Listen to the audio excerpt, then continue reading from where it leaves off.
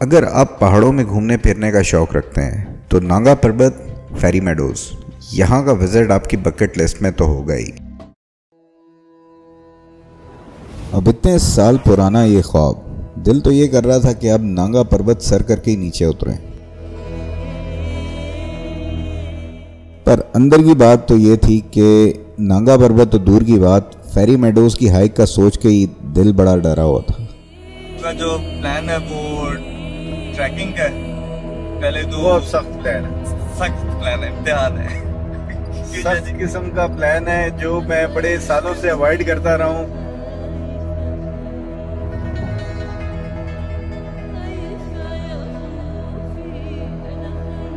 और मैंने कहा कि आपको एक चांद जो है ना वो दिखा दे। वैसे तो चांद चेहरे आपके सामने हैं। और इस वक्त जो है वो हम लोग टनल के अंदर से गुजरे।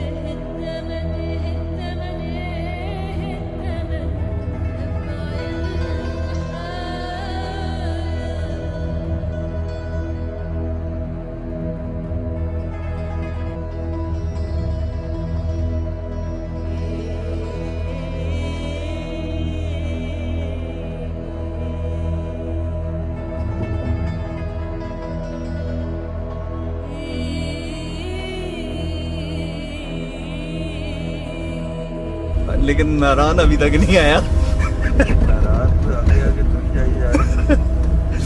नारायण अभी तक नहीं आया।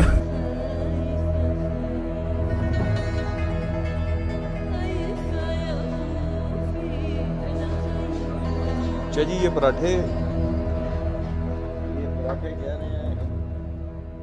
सर्दियों के सीज़न में बंद होने के बाद अप्रैल और मई के दरमियान में करके नारायण का शहर फिर से आबाद होना शुरू हो जाता है और यहाँ पर जो रोड्स हैं उसके ऊपर से बर्फ़ को हटाया जाता है और लोगों के जो होटल जिनके ऊपर बेतहाशा बर्फ़ पड़ी हुई थी उसको दोबारा से हटाकर सफाई करने का, रिस्टोर करने का काम शुरू हो जाता है। ज़्यादातर सयाह जो अपने इलाकों में गर्मी से तंग आए हुए होते हैं और इन इलाकों का रुख करते हैं तो वो नारायण तक रुक जाते हैं, लेकिन नारायण मेरे हिसाब से अब बहुत कमर्शलाइज हो गया है और मेरा जो पर्सनल प्रेफरेंस होता है वो यही कि बटाकुंडी नारायण से तकरीबन आधे घंटे के फासले पे है, लेकिन अभी तक वो लेस क्राउडेड है और वहाँ की सीनरी भी बेहतर है और रोड्स भी साफ़ सुथरे, होटल्स भी अच्छे हैं, किराए भी मुनासिब है। तो जो सयाह हैं उनको मैं रिकमेंड करूँगा कि आप नारायण से थोड़ा सा आगे आ जाए तो आपको बेहतर व्यूज़ मिलेंगे और एक बेहतर माहौल मिलेगा।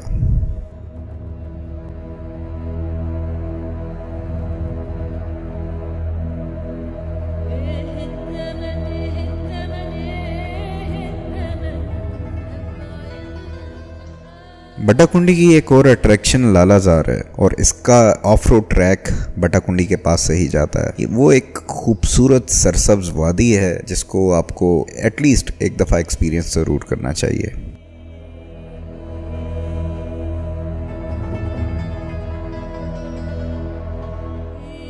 और एक और चीज़ कि ये जो रोड आप देख रहे हैं और ये बड़े बड़े होटल्स रोड के साइड पे जो बने हैं, रात के टाइम यहाँ पर जो लाइटिंग होती है वो कमाल की और आपको यहाँ पे जो वॉक करने का मज़ा आता है वो अलग ही है।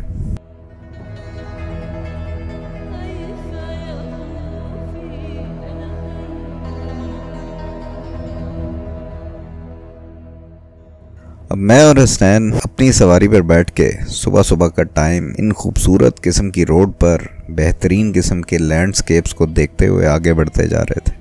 बटाकुंडी से आगे आप जाएं तो रोड्स खुल जाती हैं, लैंडस्केप भी खुल जाता है और आपको बहुत दूर तक नज़र आता है और रोड्स भी इतनी खूबसूरत हो जाती हैं कि मज़ा आ जाए। और उसके बीचों बीच दरियाए कुन्हार बल खाता हुआ जब गुजर रहा होता है, इसका भी सीन एक अलग ही होता है।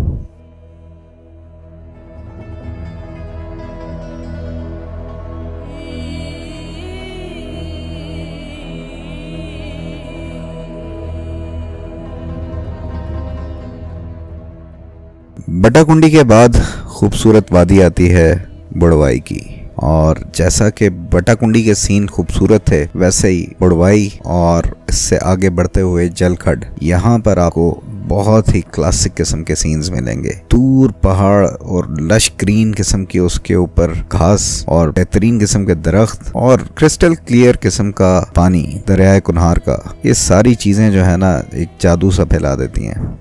और इन्हीं के बीच में एक खूबसूरत सी वादी आती है जिसे गाजी सर कहते हैं, और यहाँ पर ऐसा लश ग्रीन किस्म का घास है और पानी के बीच में ऐसा वो आइलैंड से बने हुए हैं कि देख के मज़ा आ जाता है। और आप बेशक जितनी मर्जी तेज़ी से जा रहे हो, आप इसको देखे बगैर, इसको एडमायर करे बगैर आप आगे नहीं बढ़ सकते।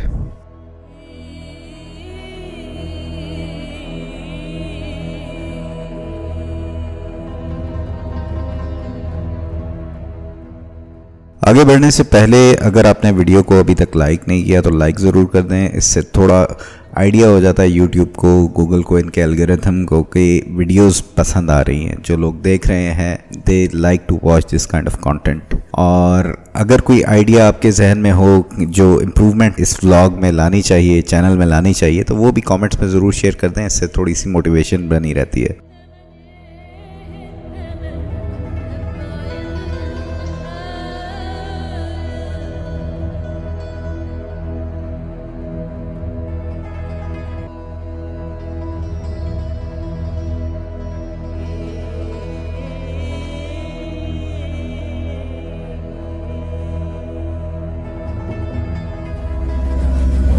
जाके थोड़ी देर रेस्ट करेंगे, गाड़ी को भी रेस्ट कराएंगे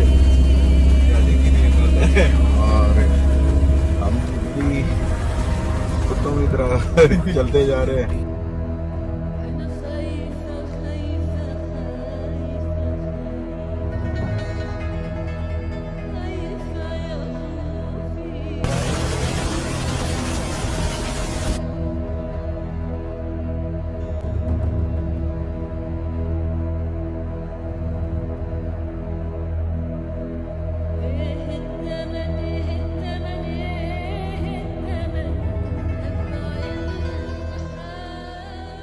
जलकट के बाद आता है बेसर, और बेसर के बाद आप एंटर हो जाते हैं दूधीपत लुलुसर नेशनल पार्क में, और इसमें आती है लुलुसर झील।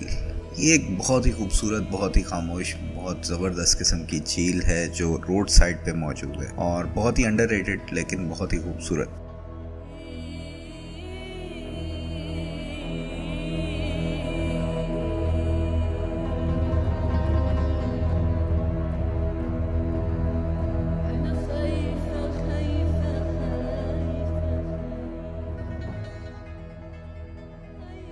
अब हम फेरी मेडोज़ के लिए उस टाइम पे निकले थे जब लुलुसर से आगे कुछ ग्लेशियर्स थे जहाँ से गुजरना मुश्किल था। काफ़ी वहाँ पे लंबी लंबी लाइनें लग जाती थी और मौसम भी बाज़-औक़ात अगर ख़राब होता था तो लैंड स्लाइडिंग वगैरह भी हो जाती थी। तो वो सारी चीज़ें यहाँ पर सिचुएशन जो है ना वो प्रॉब्लम्स थी, लेकिन सबसे बड़ी प्रॉब्लम थी वो डबल लाइन्स बनाने वाले की। जो बाइक या गाड़ी चला के आते हैं तो वो बग़ैर यानी अपनी लाइन में रहे दूसरी लाइन बना लेते हैं, जिसकी वजह से आगे जाके ट्रैफिक ब्लॉक हो जाता है। ये काफ़ी सारी वीडियोस में देखा गया है कि जस्ट बिकॉज आगे दो लाइनें बनी होती हैं और आगे से भी गाड़ी आ रही होती है तो उसकी वजह से काफ़ी प्रॉब्लम हो जाती है। जो लोग भी यहाँ से जाते हैं तो थोड़ा सब्र किया करें, क्योंकि थोड़ी सी उनकी जल्दी उनके लिए भी प्रॉब्लम बनती है और बाकी सारे लोगों के लिए भी। लोग डबल लाइंस में आते हैं जिसकी वजह से करके सबको भुगतना पड़ता है। तो यही रिक्वेस्ट है सबसे कि जो भी जाए, और इस तरह की ट्रैफिक अगर जैम होती है तो रॉन्ग लाइन में, डबल लाइन में मत फंसे।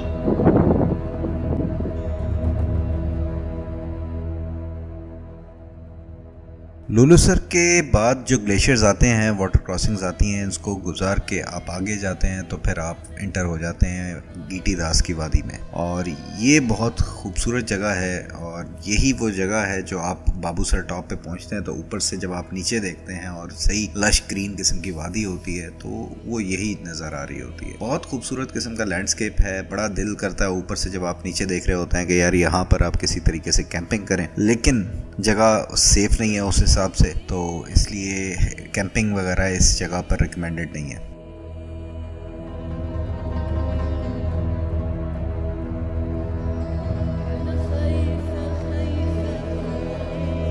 बाबूसर टॉप पे पहुंचते हुए हमारा जो रेडिएटर था वो हो गया लीक। ये टूर उस किस्म का टूर बनता जा रहा था जहां पे आपके साथ हर चीज़ ही उल्टी होती है।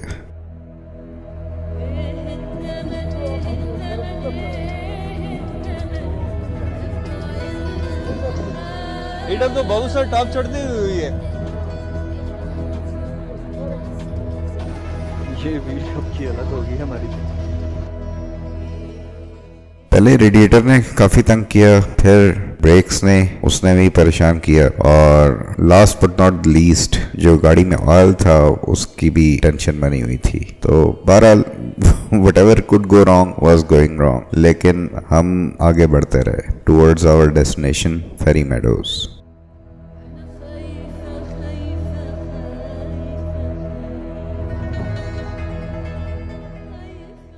शदीद गर्मी में चिलास में नाइट स्पेंड की और उसके बाद सुबह उठे और फिर हमने अपनी जर्नी को कंटिन्यू किया। चिलास से नेक्स्ट हमने पहुंचना था रायकोट। रायकोट का फासला तकरीबन 50 से 60 किलोमीटर का है, जो कि 1 घंटे के अंदर तय होता है।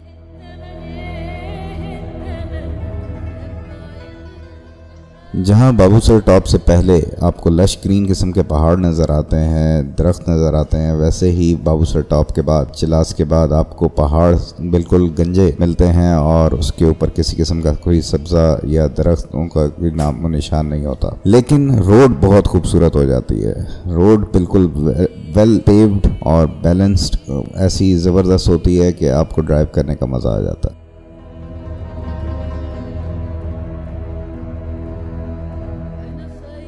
फेरी मेडोज़ के लिए आप रायकोट ब्रिज पहुंचते हैं और यहाँ पर पार्किंग मौजूद है, जहाँ पर आप अपनी गाड़ी या बाइक वहाँ पर खड़ा करते हैं और इसके आगे जर्नी आप जीप पे करते हैं और फिर जीप आपको लेके जाती है तातू विलेज तक। वहाँ से आगे फिर स्टार्ट होती है हाइक।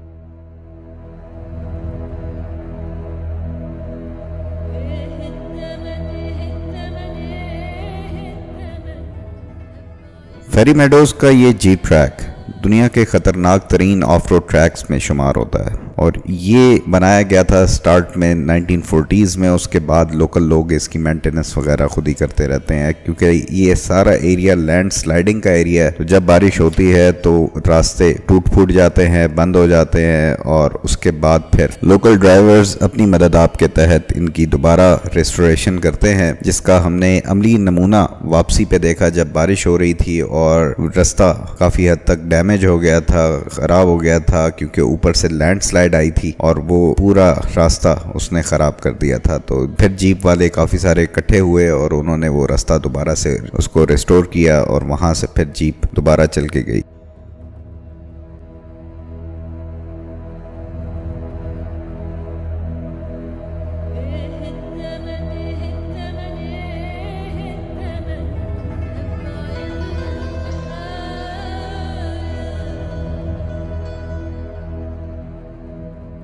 इस ख़तरनाक ट्रैक पे जो जीप ड्राइव करते हैं वो इंतहाई महारत रखते हैं अपने काम में और एक एक खड्डे से एक एक मोड़ से वाकिफ़ हैं, क्योंकि मैंने ये ऑब्ज़र्व किया कि उनको पता होता था कि सामने से अगर जीप आ रही है और रास्ता नहीं है तो कितना पीछे जाके कैसे जीप को लगाना है, और वो बड़ी आसानी जीप को बैक करके उस पॉइंट पे ले जाते थे जहाँ से दोनों जीपों का गुजरना आसानी से मुमकिन होता था।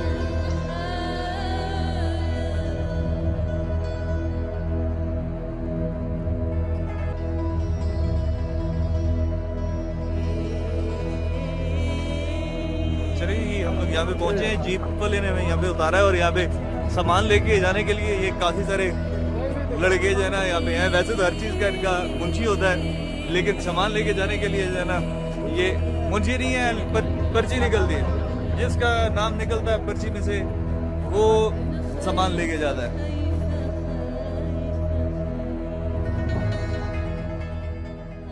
क्योंकि आगे आपने 3 से 4 घंटे की हाइक करनी होती है, तो लगेज जितना कम से कम हो वो कैरी करना चाहिए, अनलेस कि आप प्रोफेशनल किस्म के हाइकर हों और आपका स्टेमिना इतना हो कि आप खुद भी बड़ा स्विफ्टली ऊपर चले जाएं और सामान भी कैरी कर लें। तो यहाँ पे पोर्टर्स मौजूद होते हैं जो खच्चरों के ऊपर सामान आपका लेके जाते हैं और ऊपर किसी स्पेसिफिक होटल पे वहाँ पे छोड़ देते हैं, जहाँ से ऊपर पहुँचकर आप अपना सामान कलेक्ट कर लेते हैं।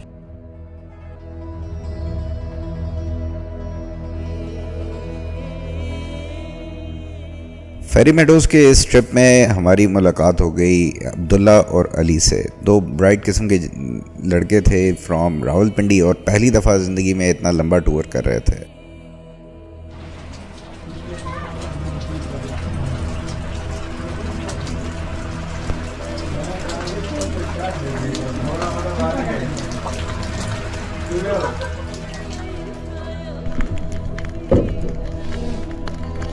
कहते हैं सब नाम है, माशाल्लाह सर। कैसे हैं? बड़ी मिलकर खुशी हुई है। तो मैंने पहली दफा कहते हैं के नाम का बंदा जो है ना मुलाकात हुई है।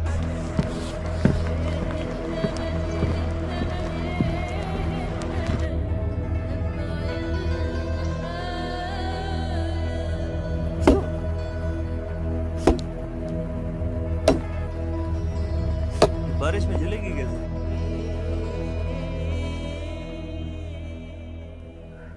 फेरी मेडोज़ के बारे में जितना सुना था, जितना देखा था, उतना ही खूबसूरती से पाया।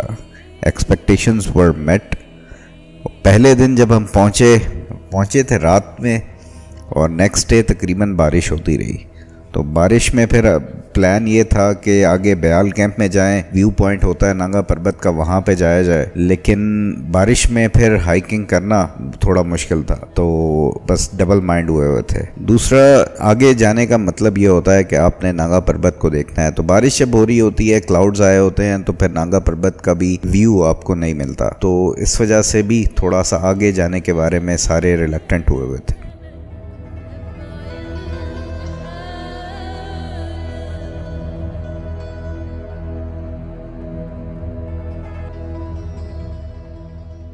अब बारिश ख़त्म होने के बाद ये था नांगा पर्वत का व्यू, जो कि पार्शली नज़र आ रही थी, लेकिन फिर भी बहुत से बादलों ने इसे घेरा हुआ था। बहुत से लोग जो यहाँ पे आए थे वो स्टे ज़्यादा लंबा नहीं कर सकते, वो बस ऐसे ही वापस जा रहे थे और दे वर क्वाइट डिसअपॉइंटेड कि यार नांगा पर्वत नज़र नहीं आई उन्हें। लेकिन जो रास्ता है और फेरी मेडोज़ के इटसेल्फ जो लोकेशन है वो इट्स क्वाइट वर्थ इट। मज़ा आता है, लेकिन स्टिल एक जो चेरी ऑन द टॉप वो होती है कि नांगा पर्वत भी आपको सही अपनी फुल ग्लोरी में नज़र आ जाए तो फिर मज़ा ही आ जाता है।